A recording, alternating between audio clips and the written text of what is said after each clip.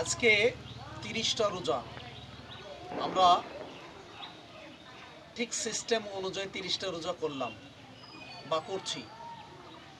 তো সচেতনমূলক বিষয়টা হচ্ছে আগামীকাল আমাদের 30টা রোজা সম্পন্ন আগামীকাল আমাদের ঈদ হবে। তো সচেতনমূলক বিষয় হচ্ছে আমরা সিস্টেম ওয়াইজ খাবারটা খেয়েছি ভোরে এবং সন্ধ্যাবেলায়। তাহলে কালকে কিন্তু আমরা লাগাম ছাড়া পেট থাকছে। অতএব খাওয়া দাওয়াগুলো কিন্তু আমাদের সিস্টেম ওয়াইজ করতে হবে। সেটা হচ্ছে কীরকম সিস্টেম ওয়াইজ? যে কোনো খাবার খাওয়ার পর অন্তত পেটে খিদেটা থাকতে হবে, তবে অন্য খাবার খেতে হবে, না হলে পেটের সমস্যা অবশ্যই আসবে। যদি খাবার বেশি খাওয়ার ফলে যদি পেটের সমস্যা হয়, তাহলে দুটো মেডিসিন বলে রাখাই ভালো। যদিও আজকে মেডিসিন বিষয়ে আসবো না এরকম মানসিকতাই ছিল।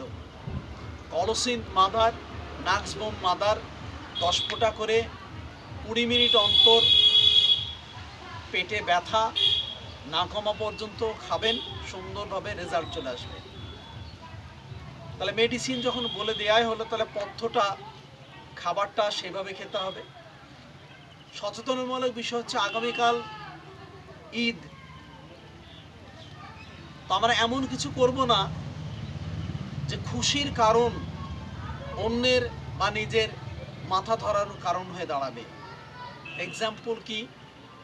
প্রত্যেককে দিয়েই শোনা যায় কোথাও না কোথাও, বিশেষ করে ডোমকল ব্লকে তো বছরে একটা করে মরেই।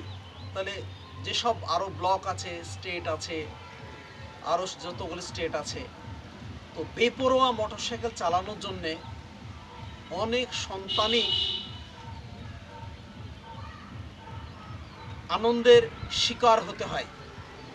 অতএব আশা করছি যারা গার্জেন আছেন তাদেরকে বারবার বলবো, আপনারা ছেলেদেরকে মোটরসাইকেলে চাবি দিন এবং ভাইদেরকে দিন, তাদেরকে সচেতন করে রাখবেন যে অবশ্যই গাড়ি আস্তে চালাতে হবে এবং নিয়ন্ত্রণ রাখতে হবে, নিজের সেফ এবং পরিবারের সেফ। এমন কিছু ফ্যামিলি আছে ঈদের দিন তো ভয় বেরোতেই পারে না। তো এই সবগুলো হচ্ছে সচেতনমূলক বিষয়। যদি জল তেষ্টা খুব কালকে পাই, তাহলে কাগজি লেবু রস বা বাড়িতে একটা স্যালাইন রাখবেন, খাবেন এবং ডাবের জল খাবেন, শশা বেশি করে খাবেন, এগুলো খাবেন, বডি ফিট থাকবে।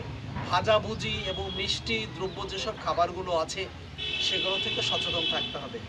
ন্যাচারাল ফুড খান, ন্যাচারাল খাবার খান, অন্তত যেমন 30টা রোজা করলেন এরকম 5-7টা দিন কাটান, তারপরে রিচেবল খাবারে আসুন, বডি ভালো থাকবে এবং ফিউচারও ভালো থাকবে। তো এই ঈদ সম্বন্ধে এবং খাবার সম্বন্ধে একটু সচেতনমূলক এবং কিছু মোটরসাইকেল যারা চালায় তাদের বিরুদ্ধে সচেতনমূলক এই বিষয়গুলো আপনারা একটু মাথায় রাখবেন। ঈদ মোবারক, সবাই ভালো থাকুন। আসসালামু আলাইকুম।